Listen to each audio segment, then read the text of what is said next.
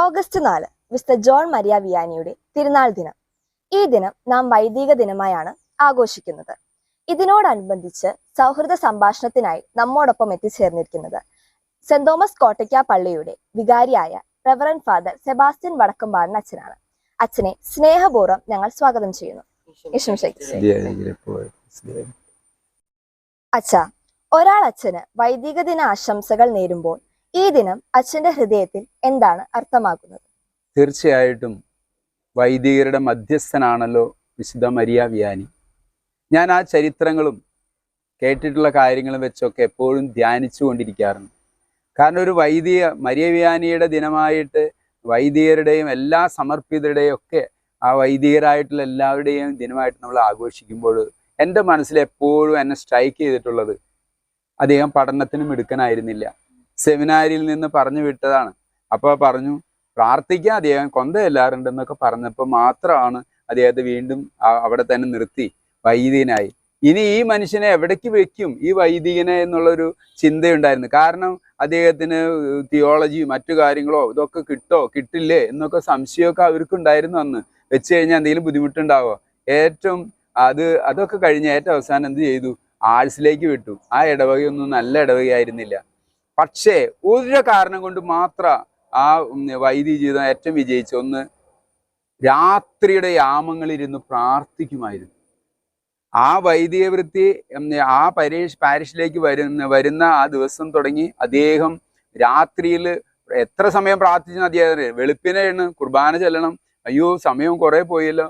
വെളുപ്പിനന്ന് കുർബാന ചെല്ലിയപ്പോൾ ഒറ്റ പ്രസംഗം കൊണ്ട് മറ്റുള്ളവരൊക്കെ വന്നു എന്നുള്ളതാണ്. പിന്നെ അടുത്ത ഞായറാഴ്ച തുടങ്ങി എല്ലാ ഞായറാഴ്ചയും ആഴ്ച ഒന്നിനും വേണ്ട ആർക്കും വേണ്ട എന്ന് പറയപ്പെടുന്ന ഒരു സ്ഥലത്തെ ഏറ്റവും പിൽഗ്രീം സെന്റർ ആക്കി, ഏറ്റവും ആദ്യം ആളുകൾ വന്ന് ഏറ്റവും ആഴ്സിലേക്കുള്ള വഴിയിലേക്ക് ആളുകൾ ചോദിക്കുന്ന ഒരു അവസ്ഥയിലേക്ക് സൃഷ്ടിച്ചത് ആ വൈദിക ജീവിതത്തിൽ നടന്ന പ്രാർത്ഥനയാണ്.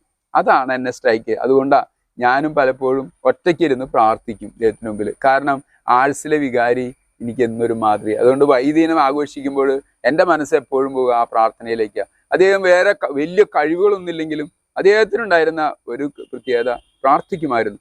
രാത്രി യാമങ്ങളിരുന്ന് കർത്താവിനോടൊത്ത് പ്രാർത്ഥിക്കുന്ന ഒറ്റ ശക്തി കൊണ്ട് മാത്രമാണ് ആഴ്സിനെ മനോഹരമായി. അതാണ് എൻ്റെ മനസ്സിലേക്ക് എപ്പോഴും വരുന്നൊരു ഓർമ്മ. അച്ഛൻ ഏത് ക്ലാസ് മുതലാണ് വൈദികനാവണം എന്നുള്ള ആഗ്രഹം വളർന്നു വന്നത് ഈ ജീവിതത്തിൽ? ഏത് ക്ലാസ് എന്നൊന്നും എനിക്ക് അങ്ങനെ ഓർക്കാൻ പറ്റില്ല. പക്ഷെ ചെറുപ്പത്തിലെ ഇങ്ങനെ വൈദികൻ ഈ തിരുവോസി എടുത്തിട്ട് പറയും, ഇത് ഭക്ഷിക്കുന്നവർ മരിക്കുകയില്ല എന്ന്. അപ്പൊ ഞാൻ അന്ന് ആ കൊച്ചു പ്രായത്തില്, അതായത് 1ാം ക്ലാസ്സോ ഒക്കെ ആ സമയത്ത് 1-2 ആയപ്പോ, ഇത് ഭക്ഷിക്കുന്നവർ മരിക്കുകയില്ല ഇങ്ങനെ വൈദികം ഉയർത്തി പറയും. അപ്പൊ ഞാൻ വിചാരിച്ചിരുന്നത് എന്താന്ന് വെച്ച് കഴിഞ്ഞാൽ അച്ഛന്മാർ ഈ വലിയ ഓസ്തി ഭക്ഷിക്കുന്നവർ മരിക്കില്ല എന്നുള്ളൊരു ചിന്താഗതിയാണ്. അപ്പൊ ആ വലിയ ഓസ്തി കാണിച്ചിട്ടാണല്ലോ പറയണത് ഇത് ഭക്ഷിക്കുന്നവർ മരിക്കില്ല എന്ന് പറയുന്നത്. അത് എല്ലാ കുർബാന കേൾക്കുമ്പോൾ ഞാൻ വിചാരിക്കുന്നത് ഇത് ആ വലിയ ഓസ്തി, കാരണം മറ്റുള്ളവരൊക്കെ ചെറിയ ഓസ്തിയാണ് ഭക്ഷിക്കുന്നത്, വലിയ ഓസ്തി ഭക്ഷിച്ച. അപ്പോൾ എൻ്റെ മനസ്സിലൊരു ആഗ്രഹം, അങ്ങനെയാണെങ്കിൽ ആ വലിയ ഓസ്തി കിട്ടണമെങ്കിൽ അച്ഛനാവണല്ലേ, അങ്ങനെ ഒരു ചിന്ത എൻ്റെ മനസ്സിലേക്ക് കയറി. പിന്നെ അങ്ങനെ വന്ന് 4ാം ക്ലാസ്, അങ്ങനെ ഒരു ക്ലാസ്സിൽ 4-5 ക്ലാസ്സിൽ വെച്ച് ഒരു ടീച്ചർ ചോദിച്ചു, നിങ്ങൾക്ക് എന്താവാനായിട്ട് ആഗ്രഹം എന്ന് ചോദിച്ചു. അപ്പൊ ഞാൻ പറഞ്ഞു, ഞാൻ എൻ്റെ ദിവസം വന്നപ്പോൾ എനിക്കൊരു അച്ഛനാവണം എന്ന് പറഞ്ഞു. അന്ന് ആദ്യമായിട്ട് ഞാൻ ഡിക്ലെയർ ചെയ്യുകയാണ്, പബ്ലിക്കായിട്ട് പറയുകയാണ്, മറ്റുള്ളവരുടെ കുട്ടികളുടെ മുമ്പിൽ വെച്ച് പറയുകയാണ് എനിക്കൊരു അച്ഛനാകണം എന്നുള്ളൊരു താല്പര്യം ഉണ്ടെന്ന് പറഞ്ഞപ്പോൾ അവർ കൈയൊക്കെ അടിച്ചു. ടീച്ചർ നല്ല കാര്യം എന്നൊക്കെ പറഞ്ഞ് എന്നെ പ്രോത്സാഹിച്ചു. പക്ഷെ ഞാൻ ഇത് കൊണ്ടുപോയിട്ട് എൻ്റെ ആനിസ് ചേച്ചി ഉണ്ട് എനിക്ക്, ഞങ്ങൾ 5 പേരാ മക്കള്. അതിൽ ആനിസ് ചേച്ചി, ഞങ്ങൾ ഏറ്റവും മൂത്ത ചേച്ചിയുണ്ട്, എന്നാലും ആനിസ് ചേച്ചിയുടെ അടുത്ത് പറഞ്ഞു, ഇന്ന് ടീച്ചർ ഇങ്ങനെയൊക്കെ ചോദിച്ചു, അപ്പൊ അച്ഛനാവാനാണെന്ന് പറഞ്ഞു. അപ്പൊ ആനിസ് ചേച്ചി ഉടനെ എന്നോട് പറഞ്ഞത് ഒരു കാര്യം ഇത് പറഞ്ഞു, നിന്നെ എടുക്കില്ല, കാരണം നിനക്കൊരു അസുഖമുണ്ട്. എന്താ അസുഖം എന്ന് വെച്ച് കഴിഞ്ഞാല്, ഞാൻ ഒരു പ്രശ്നമുള്ളത്, എനിക്ക് വലിവ് വരും. അപ്പൊ 3-4 ക്ലാസ്സിലൊക്കെ ഉള്ളപ്പോഴാണ് എനിക്ക് എല്ലാ ദിവസവും വലിവ് വരുന്നത് എനിക്കൊരു ഇഷ്ടമാണ്. കാരണം അന്ന് സ്കൂളിൽ പോകണ്ട, പിന്നത്തെ ദിവസം ചിലപ്പണി പോകണ്ട, അതുകൊണ്ട് അതെനിക്ക് ഇഷ്ടമാണ്. പക്ഷെ ചേച്ചി പറഞ്ഞു എന്നോട്, ഇങ്ങനത്തെ രോഗങ്ങളുള്ളവരൊന്നും സെമിനാരിൽ എടുക്കില്ല എന്ന് പറഞ്ഞു. അപ്പൊ അന്ന് ഞാൻ പറഞ്ഞു, ഇനി എനിക്ക് വരില്ല എന്ന് പറഞ്ഞു. അന്നത്തെ ആ ചെറുപ്പത്തിൽ എനിക്കൊന്നും അറിയില്ലല്ലോ, ഇനി വരില്ല എന്ന് പറഞ്ഞു. പിന്നെ ഇതുവരെ വന്നിട്ടില്ല. എൻ്റെ ജീവിതത്തിൽ ഞാൻ ഓർക്കുന്നത് ദൈവം നമ്മളെ തെരഞ്ഞെടുത്ത് കഴിയുമ്പോൾ, കാരണം എൻ്റെ ചെറുപ്പത്തില് എനിക്ക് ഏറ്റവും കുഞ്ഞായിരിക്കുമ്പോൾ എനിക്ക് വലിയൊരു അസുഖം ഉണ്ടായി. അങ്ങനെ ഹോസ്പിറ്റലിൽ അഡ്മിറ്റ് ആക്കി. എന്നിട്ട് ഡോക്ടർ പറഞ്ഞു ഇനി രക്ഷയില്ല, മരിക്കുന്നു പറഞ്ഞു. മരിക്കുന്നു പറഞ്ഞിട്ട് ആൾക്കാരൊക്കെ അറിയിച്ചോളാൻ പറഞ്ഞു. അപ്പോൾ അങ്ങനെ അറിയിച്ച ഒരു കൊച്ചാണ് ഞാൻ. അപ്പൊ അങ്ങനെ, പക്ഷേ ദൈവത്തിന്റെ അനുഗ്രഹം കൊണ്ട് ഏതൊരു മെഡിസിൻ എവിടെ നിന്നോ അവർക്ക് കിട്ടിയത് കൊണ്ട് പറഞ്ഞു ഇനി രക്ഷപ്പെടാൻ സാധ്യത പറഞ്ഞ് മെഡിസിൻ തന്നു. അങ്ങനെ എനിക്ക് ആ ഗുളിക തന്ന് എന്നെ രക്ഷപ്പെടുത്തി എന്ന് പറയാം. അത് ഓർക്കാൻ കാരണം, കൂടുതൽ ഓർക്കണം എല്ലാവരും എൻ്റെ അയൽപ്പക്കത്തുകാരൊക്കെ പറയും, ഓ ഷാജു മരിച്ചത്, എൻ്റെ പേര് ഷാജു എന്നാണ് വീട്ടിലൊക്കെ വിളിക്കണത്, ഷാജു മരിച്ചത്. പട്ടം കിട്ടിയപ്പോഴും ഒരു അമ്മച്ചി വന്ന് എന്നോട് പറയാ, ഓ ഷാജു അന്നും മരിച്ചതെന്ന് ഞങ്ങളുടെ അനൗൺസ് ചെയ്ത് എല്ലാവരും ഇങ്ങനെ വരാനും വണ്ടിയൊക്കെ എടുത്ത് വരണം എന്നൊക്കെ വിചാരിച്ചുകൊണ്ടിരിക്കുമ്പോഴാണ് ഷാജു മരിച്ചതെന്ന് പറഞ്ഞു. പക്ഷെ രക്ഷപ്പെട്ടു. ഞാൻ നോക്കി കാണുമ്പോൾ ദൈവം എന്നെ വിളിച്ചത് കൊണ്ട് മാത്രമാണ് അന്ന് ആ രോഗത്തിൽ നിന്ന് രക്ഷപ്പെട്ട് മുന്നോട്ട് വന്നത്. അപ്പോൾ ഈ ചേച്ചിയോട് ഈ കാര്യമൊക്കെ പറയാറുണ്ട്. അപ്പൊ ആദ്യത്തെ ദിവസം പറഞ്ഞത് ഈ അസുഖം വന്നു കഴിഞ്ഞാൽ, അപ്പൊ ഈ വലിവ് വേറെ അസുഖമാണ് എനിക്ക് വന്നുകൊണ്ടിരുന്നത്. പിന്നെ എനിക്ക് ഇതുവരെ വലിവ് എന്നുള്ള അസുഖം എനിക്ക് വന്നിട്ടില്ല. അത് ദൈവത്തിന്റെ ഒരു. പിന്നെ അപ്പൊ ഞാൻ കുറെ ഒരു 5-6 മാസം കഴിഞ്ഞപ്പോ പിന്നെ ചേച്ചിയോട് പറഞ്ഞു, ഇപ്പൊ വലിവൊന്നുമില്ലല്ലോ എനിക്ക്, അപ്പൊ അതുകൊണ്ട് ഇനി സെമിനാറിൽ ചേരല. അപ്പൊ ചേച്ചി വേറൊരു കാര്യം പറഞ്ഞു, ഈ പ്രശ്നങ്ങൾ പറയും ചേച്ചി പറഞ്ഞു, നീ പഠിക്കില്ല ശരിക്കും, അതുകൊണ്ട് നിന്നെടുക്കില്ല, കാരണം സെമിനാറിൽ എന്നും പരീക്ഷയുണ്ട്, അതുകൊണ്ട് നീ പഠിക്കണുണ്ടെന്നല്ലേ. മിക്ക പ്രോഗ്രസ് കാർഡിൽ പലപ്പോഴും ഈ റെഡ് മാർക്ക് എഴുതി തരും, കാരണം ഫെയിൽ ആവണതിന്റെ അടിയിൽ മുഴുവൻ എഴുതും. അപ്പൊ നിന്റെ പ്രോഗ്രസ് കാർഡിൽ കുറെ റെഡ് ഉണ്ട്, അതുകൊണ്ട് നിന്നെ എടുക്കാൻ സാധ്യതയില്ല എന്ന് പറഞ്ഞു. അപ്പോഴാണ് പഠിക്കണല്ലേ അച്ഛനാവണമെങ്കിൽ. പിന്നെ ഞാൻ പഠിക്കാനായിട്ട് തുടങ്ങി. അപ്പോൾ അങ്ങനെ പഠിച്ച് സ്കൂളിലെ സെക്കൻഡ് ആയിട്ടാണ് ഞാൻ 10ാം ക്ലാസ്സിലൊക്കെ പഠിക്കുമ്പോൾ സെക്കൻഡായിട്ട്, സ്കൂളിൽ നിന്ന് തന്നെ സെക്കൻഡ്. അന്ന് ഇതുപോലെ ഒന്നും വിളിച്ച് ആദരിക്കുന്ന പരിപാടിയൊന്നും ഇല്ലല്ലോ. പിന്നീട് പറഞ്ഞ ഞാനാണ് സെക്കൻഡ്, 404 മാർക്ക് 600-ല്. അന്ന് 404 കിട്ടാന്ന് പറഞ്ഞാൽ ഫസ്റ്റ് ക്ലാസ് തന്നെ 2-3 പേർക്ക് കിട്ടിയിട്ടുള്ളൂ. അതിലാണ് 404 മാർക്ക് കിട്ടി. അങ്ങനെ പോകുന്നു. അങ്ങനെ ഞാൻ അച്ഛനാവാനായിട്ട് തീരുമാനിക്കുക. അപ്പോൾ ചലഞ്ചുകൾ ഉണ്ടായി, അസുഖം ഉണ്ടായിരുന്നു, പഠിക്കില്ല എന്ന് പറഞ്ഞു. പക്ഷെ ആ ഒരു ലക്ഷ്യം വന്നപ്പോൾ, അച്ഛനാണെന്ന് പറഞ്ഞപ്പോൾ പിന്നെ അപ്പൊ ഈ അപ്പൻ എപ്പോഴും ഞങ്ങളോട് പറയും, പഠിക്കുമോനെ, ഇത് തന്നെ പറയലുണ്ടാവുള്ളൂ. അപ്പൊ അരാജകത തോന്നിയിരുന്നു. പിന്നെ ഒരു കാലം ഉണ്ടായിരുന്നു, 9-ഉം 10ഒക്കെ ആയപ്പോൾ അപ്പം പറഞ്ഞു, ഞങ്ങളോട് പറയും, കിടക്കുമോനെ. ഞാൻ കാരണം എനിക്ക് മാത്സും ഇതൊക്കെ ഭയങ്കര ഇഷ്ടമായിരുന്നു, എക്കണോമിക്സ്, ഈ മറ്റേ കെമിസ്ട്രി ഇതൊക്കെ. അപ്പൊ ആ ടീച്ചറൊക്കെ എന്നോട് ഭയങ്കര കാര്യമായിട്ട് നന്നായിട്ട് വരും. അപ്പൊ അതുകൊണ്ട് ഞാൻ കുറെ നേരം ഇന്ന് പഠിക്കും, 10 മണിയൊക്കെ കഴിയും. അപ്പൊ അവർ 9 മണിക്ക്, അന്നത്തെ കാലഘട്ടത്തിൽ 9 മണിക്കൊക്കെ ഉറങ്ങുമല്ലോ. അപ്പൊ പറയും, മതി പഠിച്ച് നിർത്ത്, അല്ലെങ്കിൽ കിടക്കുമോനെ. അപ്പൊ ഒരു കാലത്ത് പഠിക്കുമോനായിരുന്നു, ഇപ്പൊ പറഞ്ഞു തുടങ്ങി കിടക്കുമോനെ എന്നായി. അപ്പൊ അങ്ങനെ എനിക്കൊരു അനുഭവം കിട്ടി. അപ്പൊ ഇതാണ് അച്ഛനാവണമെന്ന് താല്പര്യം, ഇങ്ങനെയാണ് വന്നത് ചെറുതായിട്ട്. അത് എന്തുകൊണ്ട് കർത്താവ് അങ്ങനെ ചോദിച്ചു. ഞങ്ങളുടെ ക്ലാസ്സിൽ 46 പേരോളം ഉണ്ടായിരുന്നു, പക്ഷെ പെൺകുട്ടികളും ആൺകുട്ടികളായിട്ട്. പക്ഷെ എനിക്ക് എന്തോ ദൈവം തോന്നി, ഇന്നും എനിക്ക് മനസ്സിലായിട്ടില്ല. അതൊരു രഹസ്യ, കർത്താവ് എന്തുകൊണ്ട് എന്നെ വിളിച്ചൊന്നും എനിക്ക് ഇപ്പോഴും മനസ്സിലാവണില്ല. പക്ഷെ ദൈവത്തിന്റെ അനുഗ്രഹം, അത് വിളിച്ചത് ദൈവത്തിന് നന്ദി പറയുകയാണ് ചെയ്യുക. ഇതാണ് സംഖ്യയുടെ പുസ്തകം 11-ാം അധ്യായം 14 മുതൽ 18 വരെയുള്ള വാക്യങ്ങളും 24 മുതൽ 30 വരെയുള്ള വാക്യങ്ങളിലും പറയുന്ന ഒരു വാക്യമുണ്ട്. മോശയുടെ ചൈതന്യം അവർക്ക് ലഭിച്ചപ്പോൾ അവർ പ്രവചിച്ചു, പിന്നീട് അവർ ഒരിക്കലും പ്രവചിച്ചിട്ടില്ല.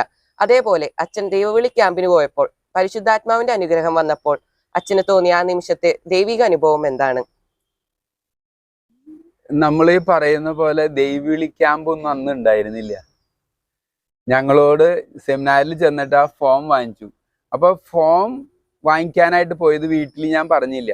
അന്ന് തട്ടിലച്ഛനായിരുന്നു, വറീസ് തട്ടിലച്ഛനായിരുന്നു വികാരിയായിരുന്നത്. അച്ഛനോട് പറഞ്ഞു ഞാൻ സെമിനാരിലേക്ക് ചേരണമെന്ന്. അപ്പോൾ സെമിനാരിലേക്ക് ചേരാൻ അന്ന് വേറൊരു ബ്രദർ ഉണ്ടായിരുന്നു അവിടെ. Brother already സെമിനാരിലാണ്.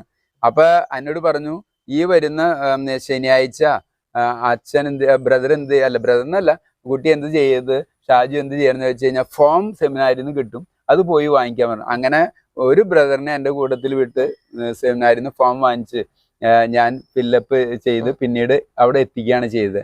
അത്ര മാത്രം ചെയ്തുള്ളൂ. പിന്നെ അവിടെ നിന്ന് സെമിനാരിൽ നിന്ന് റെക്ടർ ഞങ്ങളുടെ അടുത്തേക്ക് വന്നു. അന്ന് ജോർജ് പുതുശ്ശേരി അച്ഛനായിരുന്നു, മരിച്ചുപോയി. അച്ഛൻ എൻ്റെ വീട്ടിലേക്ക് വന്നു, എല്ലാം ചോദിച്ചു, മാതാപിതാക്കന്മാരോട് ചില ചോദ്യങ്ങളൊക്കെ കുറെ ചോദിച്ചു. അത് കഴിഞ്ഞിട്ട് വികാരി അച്ഛനോട് പറഞ്ഞു അവനെ സെമിനാരിലേക്ക് വിട്ടോളാൻ പറഞ്ഞു. അങ്ങനെയാണ് ഞാൻ സെമിനാരിയിലേക്ക് ഒരു ദിവസം ഫിക്സ് ചെയ്തു. ജൂൺ മാസം ഒരു ദിവസം അവിടെ ചെല്ലണം എന്ന് പറഞ്ഞു, ചെന്നു. അല്ലാതെ ദൈവവിളി ക്യാമ്പുകളോ ഒന്നുമില്ല. അപ്പൊ അങ്ങനെയാണ് ഇതിന്റെ ഒരു ഇത് വരുന്നത്. അപ്പൊ അന്ന് എനിക്ക് ഈ ദൈവവിളി കിട്ടി, സ്വീകരിച്ച് അത് അങ്ങനെ മുന്നോട്ട് പോകുന്നു. അപ്പൊ ഈ ആരംഭത്തിലുണ്ടായിരുന്ന ആ ഒരു അച്ഛനാവണം ആ ഒരു ആഗ്രഹമാണ് എപ്പോഴും എന്നെ മുന്നോട്ട് കൊണ്ടുപോയിക്കൊണ്ടിരുന്നത്. അങ്ങനെയാണ്, ഒരു ക്യാമ്പിൽ വെച്ച് കിട്ടിയതുപോലെയല്ല, ജീവിതം മുഴുവനും അങ്ങനെയായിരുന്നു. അപ്പൊ അതാണ് എനിക്ക് പറയാനുള്ളത്. ഒരു വൈദികന്റെ ശുശ്രൂഷകൾ നാം കൂടുതലായും ബലിപീഠത്തിലും ഇടവകയിലെ വിവിധ ആഘോഷങ്ങളിലും കാണുന്നു. എന്നാൽ സാധാരണയായി ആളുകളുടെ ശ്രദ്ധയിൽപ്പെടാതെ പോകുന്ന വൈദിക ജീവിതത്തിന്റെ പ്രധാനപ്പെട്ട ഒരു വശം അച്ഛൻ ഞങ്ങളുമായി പങ്കുവയ്ക്കാമോ? അതായത് നമ്മൾ പലപ്പോഴും ഒരു വൈദികനാകുമ്പോൾ ദിവ്യബലി അർപ്പിക്കുന്നു, പ്രസംഗിക്കുന്നു, അല്ലെങ്കിൽ കുടുംബ യൂണിറ്റിൽ പങ്കെടുക്കുന്നു. അതല്ലാതെ അതിൻ്റെ ഒരു പേഴ്സണൽ ആയിട്ടുള്ള ചില കാര്യങ്ങളും കൂടി ഉണ്ട്. കാരണം മിക്ക വീടുകളിൽ പോയി അവരെ ഒന്ന് കാണുക, ചിലരെയൊക്കെ കണ്ടെത്തുക, അതാണ് വലുതായിട്ട് എനിക്ക് തോന്നുക. അപ്പം അതുമാത്രമല്ല, ഈ കാണുമ്പോൾ ദിവ്യബലി അർപ്പിച്ച് ഇതൊക്കെയല്ല, വൈദികന് എപ്പോഴും അത്യാവശ്യമായിട്ടുള്ള എന്താണെന്ന് പറഞ്ഞാൽ ഒരു പ്രാർത്ഥനയ്ക്ക് ഇരിക്കുക എന്നുള്ളതാണ്. അതായത് ഒറ്റയ്ക്ക് ഇരുന്ന് കർത്താവിൻ്റെ മുമ്പിൽ പ്രാർത്ഥിക്കുമ്പോൾ അത് കിട്ടുന്ന ഒരു ശക്തിയുണ്ട് നമുക്ക്. അതുപോലെ തന്നെ നമുക്ക് കിട്ടുന്ന എല്ലാ മൂല്യങ്ങളും, ഞാൻ വൈദിക ജീവിതത്തിൻ്റെ പരിശീലനം കഴിഞ്ഞിട്ടും എന്തായാലും എല്ലാം കഴിഞ്ഞിട്ടും എനിക്ക് മനസ്സിലാവുന്ന കാര്യം കുടുംബങ്ങളിൽ നിന്നാണ് കിട്ടുന്നത്. കാരണം ഇന്ന് ഞാൻ ഓർക്കുന്നത്, എൻ്റെ അപ്പച്ചൻ ഞങ്ങളോട് ചെറുപ്പത്തിൽ പറയും, ഈ തെങ്ങുണ്ട് ഞങ്ങളുടെ വീട്ടിലൊക്കെ, ആദ്യത്തെ തെങ്ങ് കാച്ച് കഴിയുമ്പോൾ പറയും, ആദ്യത്തെ തെങ്ങ് കാച്ച് ആ തേങ്ങ റെഡി ആയി കഴിയുമ്പോൾ അന്ന് ഇട്ട് കഴിഞ്ഞിട്ട് അപ്പച്ചൻ പറയും, ഇത് ഞായറാഴ്ച ഞങ്ങളുടെ കയ്യിൽ തരും. എൻ്റെയും ചേട്ടൻ്റെ കയ്യിൽ ഈ തേങ്ങ തന്നിട്ട് പറയും പള്ളിയിൽ കൊണ്ടു കൊടുക്കാണ്. അപ്പൊ ഞങ്ങൾക്കൊരു ചമ്മല, കാരണം ഈ തേങ്ങയും പിടിച്ച് പള്ളിയിലേക്ക് പോകാന്ന് പറഞ്ഞാൽ ഈ പിള്ളേരൊക്കെ നോക്കിക്ക, ഇവരുമാര് തേങ്ങയും പിടിച്ച് വരുന്ന, അപ്പൊ ഈ ഒരു ഷെയിം പോലെയാണ് തോന്നിയത്. ഒരു ദിവസം അപ്പനോട് ഇങ്ങനെ ചോദിക്കാനൊക്കെ ഇരിക്കായിരുന്നു. കാരണം പിന്നെ ഞങ്ങളുടെ പ്രാർത്ഥന എന്തായി, തെങ്ങ് കൊലയ്ക്കല്ലേ എന്നാണ്. കാരണം തെങ്ങ് കൊലച്ച് ഞങ്ങൾക്ക് പ്രശ്നം, ആദ്യത്തെ കാച്ചു കഴിഞ്ഞാൽ കൊടുക്കണം, പള്ളിയിലേക്ക് കൊടുക്കണം. ഇത് അങ്ങനെ ഒരു ചിന്തയെ. പിന്നെ എൻ്റെ ആഗ്രഹം തെങ്ങ് കൊലയ്ക്കല്ലേ എന്നാണ്. പക്ഷെ ഒരു ദിവസം അപ്പനോട് ചോദിച്ചു, എന്തിനപ്പ നമ്മൾ ഈ തെങ്ങിന് ആദ്യം കായ്ക്കുമ്പോൾ തന്നെ കൊണ്ടു കൊടുക്കണേ? അപ്പൊ അപ്പൻ പറഞ്ഞൊരു കാര്യമുണ്ട്, മോനെ, നമ്മളൊന്നുമല്ലല്ലോ ഇതിന്റെ ഉടമസ്ഥര്. എല്ലാ ഫലങ്ങളും അല്ലെങ്കിൽ എല്ലാ തെങ്ങോ ഏത് കലയ്ക്കുമ്പോഴും ആദ്യ ഫലം ദൈവത്തിനാ. കാരണം നമ്മളൊന്നും ഉടമസ്ഥരല്ലെന്ന്.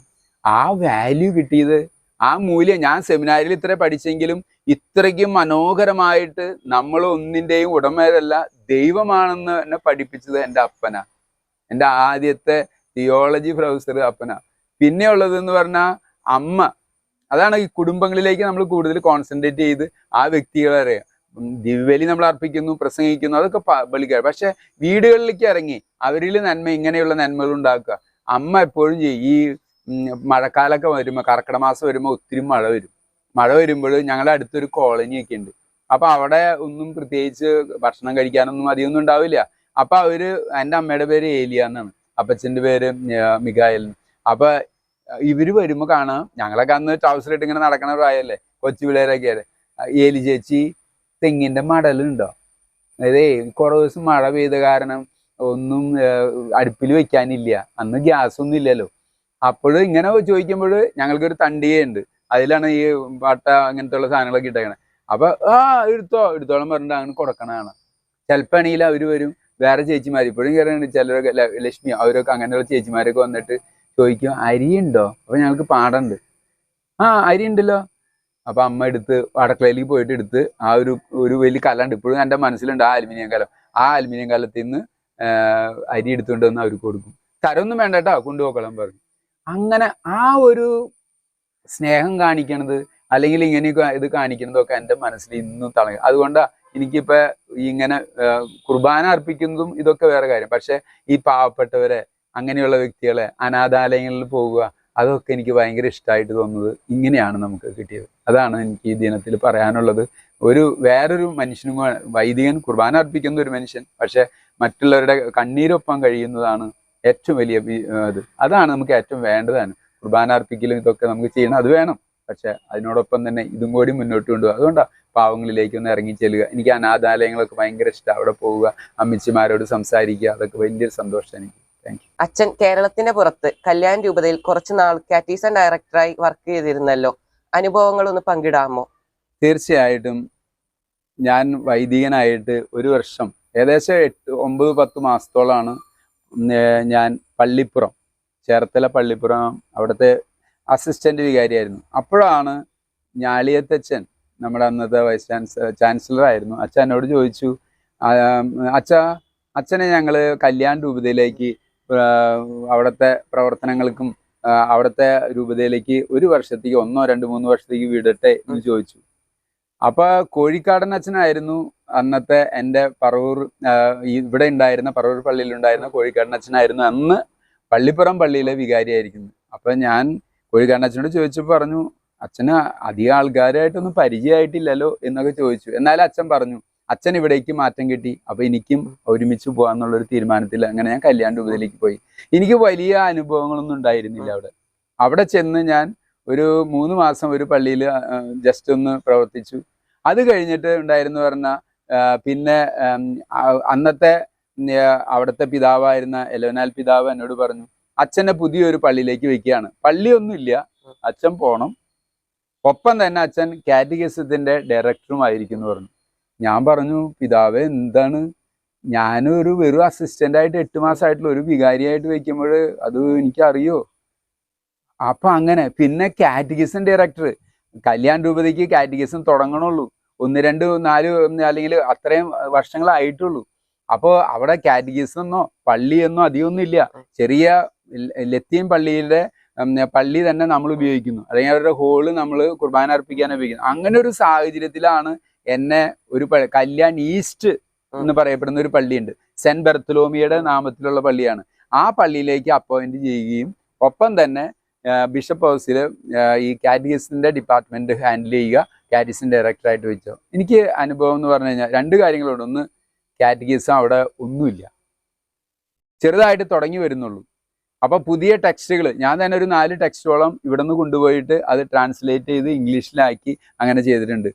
ടീച്ചേഴ്സിനെയൊക്കെ ഗ്യാതറിങ് വിളിക്കും, കാരണം അവർക്ക് ട്രെയിനിങ് കൊടുക്കണം. അങ്ങനെ എനിക്ക് അനുഭവങ്ങളൊന്നുമില്ല, കാരണം ഇവരെങ്ങനെ ട്രെയിൻ ചെയ്യുന്നത്, കാരണം ഞാനൊരു കാറ്റഗിസം ഡയറക്ടറായിട്ടോ അല്ലെങ്കിൽ ഒരു ഇങ്ങനെ പ്രവർത്തിച്ചൊന്നുമില്ല. പക്ഷെ എന്തോ ദൈവത്തിൻ്റെ ഒരു കൃപ കൊണ്ട് കാറ്റഗിസത്തിന്റെ ഡയറക്ടർ ആയപ്പോൾ ടീച്ചേഴ്സിനെ നമ്മൾ പീരിയോഡിക്കലായിട്ട് ഒരു 3 മാസം കൂടുമ്പോൾ എല്ലാവരും വിളിച്ച് ട്രെയിനിങ് കൊടുക്കും. എല്ലാ ഇടവുകളിലും പോകാനായിട്ട് പരിശ്രമിച്ചിട്ടുണ്ട്. പിന്നെ അങ്ങനത്തെയുള്ള കാര്യങ്ങളൊക്കെ ഞാൻ ചെയ്ത് വരാറുണ്ട്. അപ്പൊ അത് എനിക്കൊരു മുതൽകൂട്ടായി. ഇവിടെ വന്നപ്പോഴും ഈ കാറ്റഗിസത്തെ ഏറ്റവും ഭംഗിയാക്കണമെന്ന് എനിക്ക് തോന്നുന്നത്. അപ്പൊ ഞാൻ ഇരിക്കുന്ന ഇടവിൽ, കാരണം ഈ ടീച്ചേഴ്സിനോട് എനിക്ക് ഭയങ്കര സ്നേഹമാണ്, കാറ്റഗിസം ടീച്ചേഴ്സ്. കാരണം അവരുടെ ആത്മാർത്ഥത. സൺഡേ ആണ് ഒരു ദിവസം അവർ ഒഴിവിട്ടെങ്കിലും പഠിപ്പിക്കാൻ. ഇന്നും കല്യാൺ ഇതിൽ നിന്ന് പ്രൊമോട്ടേഴ്സ് ആയിരുന്നവരും ടീച്ചേഴ്സ് ആയിരുന്നവരും ഒക്കെ എന്നെ ഇടയ്ക്ക് വിളിക്കാറുണ്ട്. അപ്പൊ അത് വലിയൊരു അനുഭവം. പിന്നെ അവിടെ ചെന്നിട്ട് ഒരു അനുഭവം കൂടി പറയാം. അതായത് കല്യാൺ ഈസ്റ്റ് പള്ളി പണിയണം, പള്ളിയില്ല. ഞാനിപ്പോഴും ഓർക്കുന്നത് കർത്താവിന്റെ മുമ്പിലിരുന്ന് അന്ന് അവിടുത്തെ കുർബാനകളൊക്കെ വൈകുന്നേരങ്ങളിലാണ്. അപ്പൊ രാവിലെ അച്ഛന്മാർക്ക് വേറെ പരിപാടിയില്ല, ഉറങ്ങാൻ വേണമെങ്കിൽ. പക്ഷെ ഞാൻ രാവിലെ എഴുന്നേറ്റ് ഈ കർത്താവിന്റെ ഈശോയുടെ ഈ നമ്മളുടെ പള്ളിയിൽ വന്ന് അവിടെ ബ്ലെസ്സഡ് സാക്രമെന്റ് അല്ലെങ്കിൽ നമ്മുടെ തിരുവോസ്തിയുടെ മുമ്പിൽ ഈശോയുടെ സക്രാരിക്ക് മുമ്പിൽ നിന്ന് വന്ന് പ്രാർത്ഥിക്കും. അങ്ങനെ കുറെ സമയങ്ങൾ ഇങ്ങനെ പ്രാർത്ഥിച്ച് നമുക്കിത് കിട്ടുന്ന ഒരു അനുഭവമുണ്ട്. അത് വലിയതായി. അങ്ങനെ കല്യാൺ ഈസ്റ്റ് പള്ളിയിൽ ഒരു വർഷമായിട്ട് പള്ളി പണി ഒന്നുമില്ല. അങ്ങനെ നിൽക്കുമ്പോൾ അതിൻ്റെ സാങ്ഷൻ കിട്ടാത്തതിൻ്റെ ഒരു പ്രശ്നമായിരുന്നു. ഞാനിത് ഒരു അല്പം നീണ്ടാലും ഞാൻ പറയുന്നത് എന്തെന്ന് വെച്ച് കഴിഞ്ഞാൽ, ഞാൻ കളക്ടറേറ്റ് ഓഫീസിൽ നിൽക്കുക, കർത്താവ് ഞങ്ങൾക്ക് പെർമിഷൻ. അതാണ് പ്രാർത്ഥന. നമ്മൾ ദിവ്യസക്രാരിയുടെ മുമ്പിലിരുന്ന് പ്രാർത്ഥിക്കുമ്പോൾ ദൈവം കേൾക്കുന്നു പറഞ്ഞു. ഞാൻ കളക്ടറേറ്റ് ഓഫീസിൽ പോയിട്ട് ഒരു ചേട്ടനുണ്ട്, ഞാൻ നിൽക്കുമ്പോൾ ഒരു ഓഫീസിൽ നിന്ന് നിൽക്കുമ്പോൾ ഒരാൾ എന്നെ പുറകിൽ വിളിച്ചു, ഇങ്ങനെ തൊട്ടിട്ട് വിളിച്ചു, why father you are standing here, എന്തുകൊണ്ടാണ് ഇവിടെ നിൽക്കണമെന്ന് ചോദിച്ചു. അപ്പം ഞാൻ പറഞ്ഞു, ഞാനൊരു പള്ളിയുടെ ഒരു പെർമിഷന് വേണ്ടി നിൽക്കണതാ, അപ്പോൾ ഒരു വർഷമായി ഒന്നും ആയിട്ട്. കം ഫാദർ എന്ന് വിളിച്ച് എന്നെ കൊണ്ടുപോയിട്ട് ഓഫീസിലേക്ക് കൊണ്ടുപോയി. ഓഫീസിലേക്ക് കൊണ്ടുപോയപ്പോഴാണ് അദ്ദേഹം കളക്ടറായിരുന്നു. ആ ഓഫീസിന് കളക്ടറിന് ഇരിക്കുന്ന ഓഫീസാണ്. ഉടനെ തന്നെ അതിൻ്റെ 2-3 ഞങ്ങളുടെ ഫയലുകൾ ഹാൻഡിൽ ചെയ്യുന്ന ആളെ വിളിച്ചിട്ട് പറഞ്ഞു, ഈ പള്ളി പണിയുടെ എല്ലാ കാര്യങ്ങളും ചെയ്തു കൊടുക്കാൻ പറഞ്ഞു. അങ്ങനെ വിത്തിൻ 15 days നമുക്ക് പള്ളി പണിക്കുള്ള സാങ്ഷൻ കിട്ടി. അങ്ങനെ 13 മാസം കൊണ്ട് പള്ളി പണിയാനും സാധിച്ചു, ഒരു സ്കൂളും സ്റ്റാർട്ട് ചെയ്തിട്ട്. അതാണ് എനിക്ക് വലിയൊരു അനുഭവം കിട്ടിയത് കല്യാൺ രൂപതയിൽ നിന്ന്. കല്യാൺ ഈസ്റ്റ് പള്ളി ഇന്നും അവർ വിളിക്കും, ഞാനിപ്പോൾ അടുത്ത് പോകുന്നുണ്ട്. ബർത്തലോമിയ പുണ്യവാളന്റെ തിരുനാളാണ്. ബർത്തലോമിയ പള്ളിയാണ് അത്. കാരണം ബർത്തലോമിയ ശ്ലീഹ അവിടെയും കൂടി വന്നിട്ടുണ്ട്. അപ്പോൾ ആ തിരുനാളിന് പോകുന്നു. ആ തിരുനാൾ എന്ന് പറഞ്ഞാൽ ബർത്തലോമിയ പുണ്യവാളന്റെ തിരുശേഷിപ്പ് കൊണ്ടുവരുന്ന ദിവസം എന്നെ വിളിച്ചിട്ടുണ്ട്. അപ്പോൾ ഞാൻ പോകുന്നുണ്ട്. അപ്പോൾ എനിക്ക് വളരെ വലിയ അനുഭവമാണ്. കാറ്റഗിസം നോക്കുമ്പോഴും പള്ളി പണിതന്റെ അനുഭവം വെച്ച് നോക്കുമ്പോഴും വലിയൊരു അനുഗ്രഹമാണ് കിട്ടിയിട്ടുള്ളത്. അച്ഛൻ പറയാറുണ്ടല്ലോ അച്ഛൻ 14 വർഷങ്ങളിൽ ജയിലിലായിരുന്നെന്ന്. അതെന്താ അങ്ങനെ പറയാൻ കാരണം? എന്ന് പറഞ്ഞു കഴിഞ്ഞാൽ നമ്മുടെ സഭയിലൊരു മിനിസ്ട്രിയാണ്, ഒരു പ്രേക്ഷിത പ്രവൃത്തിയാണല്ലോ ഈ തടവറ പ്രേക്ഷിതത്വം എന്ന് പറയുന്നത്. ഞാൻ സെമിനാരിൽ പഠിക്കുമ്പോൾ ഒരു ബ്രദർ വന്ന് എന്നോട് ചോദിച്ചു, തടവറ പ്രേക്ഷിതത്തിന് പോരുന്നുണ്ടോ, അതിൻ്റെ മീറ്റിങ്ങുകൾക്ക് വരുന്നുണ്ടോ എന്ന്. എന്തോ എൻ്റെ മനസ്സ് അങ്ങോട്ട് ആകർഷിച്ചു, ഞാൻ പോയി. അങ്ങനെ ജയിലിൽ, കോട്ടയം സെമിനാരിൽ പഠിക്കുമ്പോൾ പല സ്ഥലത്തും ഞാൻ ജയിലിൽ പോയിട്ടുണ്ട്. വെക്കേഷൻ ടൈം ആകുമ്പോൾ എല്ലാ ബ്രദേഴ്സും വീട്ടിൽ പോകുമ്പോൾ ഞങ്ങളൊരു 10-15 പേര് തടവറകൾ ഈ കേരളത്തിലുള്ള പല ജയിലുകളിലും പോകും. അവിടെ പോയി പ്രസംഗിക്കും, അവിടെ പോയി കുറച്ച് സ്നാക്സ് കൊടുക്കും, അങ്ങനെയൊക്കെ ചെയ്യും. അപ്പം അങ്ങനെയാണ് ഞാൻ ഈ തടവറ പ്രേക്ഷിതത്തിലേക്ക് എത്തുന്നത്. അത് കഴിഞ്ഞിട്ട് എൻ്റെ പട്ടം കിട്ടി കഴിഞ്ഞിട്ട് ഞാൻ ഡയഗ്നേറ്റ് മിനിസ്ട്രി, എനിക്ക് 4 മാസം ഡയഗ്നേറ്റ് മിനിസ്ട്രി ഉണ്ടായിരുന്നു. അത് ചെയ്തത് ഇങ്ങനെ തടവറ പ്രേക്ഷിതം നടത്തുന്ന ഒരു റീഹാബ് സെൻ്ററിലാണ്. അങ്ങനെയൊക്കെ വെച്ച് അപ്പോൾ ഞാൻ കല്യാൺ രൂപതയിൽ നിന്ന് അവിടെ നിന്ന് എന്നെ പിതാവ് തിരിച്ചു വിളിക്കുമ്പോൾ ഒരു അവസരമുണ്ട്, തിരിച്ചു വിളിക്കാൻ പോവാണെന്ന് പറഞ്ഞു.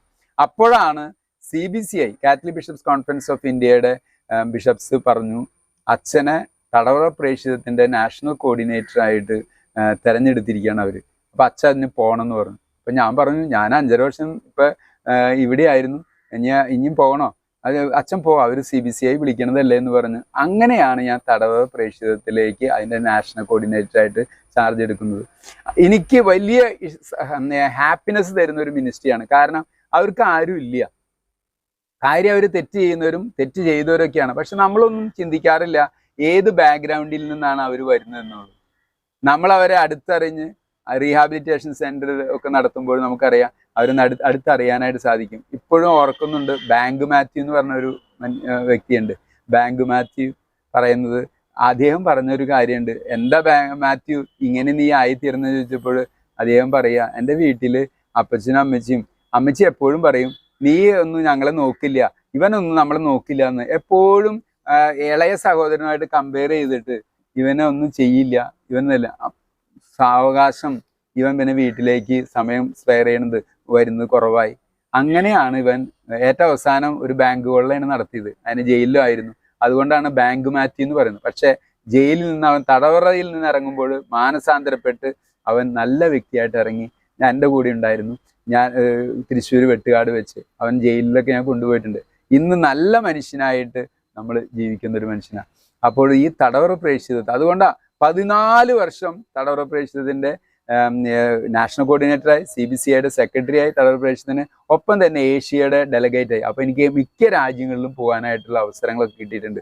എനിക്ക് ഭയങ്കര ഇഷ്ടം ഇവരുടെ മക്കൾ എൻ്റെ കൂടെ താമസിച്ചിട്ടുണ്ട്. ഞാൻ ബാംഗ്ലൂർ ഒരു കോൾബേ ആശ്രമം എന്ന് പറഞ്ഞിട്ട് ആശ്രമം തുടങ്ങി. എന്തിനു വേണം? തടവറയിലുള്ള മക്കളുടെ മക്കൾക്ക് വേണ്ടി. ആ വ്യക്തികൾ അവിടെയാണ്, അവരുടെ മക്കൾ, അവർ ഒരു വിധത്തിൽ അവരുടെ തടവറയിലായി കഴിഞ്ഞു, ആ ജീവിതമാണ്. പക്ഷെ അവരുടെ മക്കളെങ്കിലും രക്ഷപ്പെടാനായിട്ടാണ് ഇപ്പോഴും ഓർക്കിരിക്കുന്നത്. അങ്ങനെയുള്ള കുട്ടികളാണ്. അവർ വിളിക്കുക തന്നെ, അച്ഛാ ഞാൻ രംഗസ്വാമി, ഞാൻ ഈശ്വര എന്നൊക്കെ പറഞ്ഞ് വിളിക്കും. അവർ ഇന്ന് പല നല്ല ജോലിയും ഒക്കെ ആയിട്ട് ഇംഗ്ലീഷ് സംസാരിക്കും. അങ്ങനെ കോൾബേ ആശ്രമം പണിയാനായിട്ട് എനിക്കൊരു ഭാഗ്യം ലഭിച്ചിട്ടുണ്ട്. ഇന്ന് അവിടെ മക്കളുണ്ട്. ജീവോദയം എന്ന് പറഞ്ഞ സ്ത്രീകൾക്ക് വേണ്ടി അവിടെയൊക്കെ പോകും, അവരുമായിട്ട് സ്പെയർ ചെയ്യും. ഇപ്പം നമ്മുടെ അന്ന പുണ്യവതിയുടെയും അല്ലെങ്കിൽ ആ കുടുംബത്തിൻ്റെ ഒക്കെ തിരുനാളാവശ്യം ഒരു ദിവസം ഞാൻ ആ ഒരു ജീവോദയ ആശ്രമത്തിൽ ഇത് പ്രസംഗിച്ച് പറഞ്ഞു, ഞങ്ങൾക്ക് പേരില്ലല്ലോ അച്ഛാ. കാരണം ഒരു വ്യക്തി പറഞ്ഞു, എൻ്റെ പേര് എന്താണെന്ന് ആർക്കും അറിയില്ല അച്ഛാ, എനിക്കും അറിയില്ല, എൻ്റെ മാതാപിതാക്കന്മാർ എവിടെ എന്നെ കൊണ്ടാക്കിയതാണ്, അത് കഴിഞ്ഞിട്ട് ഞാൻ അങ്ങനെ വളർന്നു വന്നു. അപ്പം അങ്ങനെയുള്ള കാര്യങ്ങൾ. അപ്പോൾ തടവറ പ്രേക്ഷിതത്വം എൻ്റെ ജീവിതത്തിൽ, അതുകൊണ്ടാണ് ഞാൻ പറയും ഞാൻ ജയിലിലായിരുന്നു. എൻ്റെ പേര് ശരിക്കും സെബാസ്റ്റ്യൻ വടക്കുമാടൻ അച്ഛനെന്നല്ല, അതായത് നല്ല കള്ളനാണ്. അതാണ് എനിക്ക് ആഗ്രഹം വിളിക്കപ്പെടാനായിട്ട്. കാരണം നല്ല കള്ളൻ ഒരു വിശുദ്ധൻ മാത്രം, ആ വ്യക്തി മാത്രമാണ് പറുദീസയിലുണ്ടെന്ന്, വിശുദ്ധരായിട്ടുണ്ടെന്ന് കർത്താവ് ഡിക്ലെയർ ചെയ്തിട്ട് ആ നല്ല കള്ളനാണ്. ആ നല്ല കള്ളൻ്റെ പേര് ആരും എടുത്തില്ല. അപ്പം ഞാൻ ആ പേരെടുക്കുകയാണ്, നല്ല കള്ളൻ എൻ്റെ പേര്. അപ്പോൾ ഇനി നിങ്ങളൊക്കെ എന്നെ വിളിക്കേണ്ടത് നല്ല കള്ളൻ എന്ന് വിളിച്ചാൽ മതി കേട്ടോ. Thank you. ദൈവം നിങ്ങളെ അനുഗ്രഹിക്കട്ടെ. നമ്മുടെ കാറ്റഗിസത്തിൻ്റെ പ്രകാരമുള്ള സംരംഭത്തെ എല്ലാവിധ ആശംസകളും. കാരണം നമ്മുടെ കാറ്റഗിസം ബെസ്റ്റ് മോഡൽ കാറ്റഗിസമായിട്ട് തീരട്ടെ. നമ്മളിഞ്ഞ് പോകുമല്ലോ യാത്രയ്ക്കൊക്കെ. നമ്മൾ ഒറീസയിൽ പോകും, കാന്തമേളൊക്കെ പോകും. ഇങ്ങനെയുള്ള അനുഭവങ്ങൾ നമുക്ക് ധാരാളമായിട്ടുണ്ടാകട്ടെ.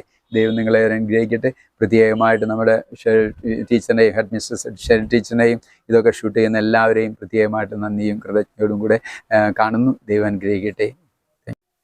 ഇത്ര നേരം ഞങ്ങളോടൊപ്പം അനുഭവം പങ്കുവെച്ച അച്ഛന് ഞങ്ങൾ ഹൃദയപൂർവ്വം നന്ദിയേകുന്നു. വൈദിക ദിനാശംസകൾ ഞങ്ങൾ അച്ഛന് നേരുന്നു. Thank you. നിങ്ങൾക്കും പ്രത്യേകമായിട്ടുള്ള നന്ദി കേട്ടോ. ദൈവം അനുഗ്രഹിക്കട്ടെ നിങ്ങൾ ഓരോരുത്തരെയും.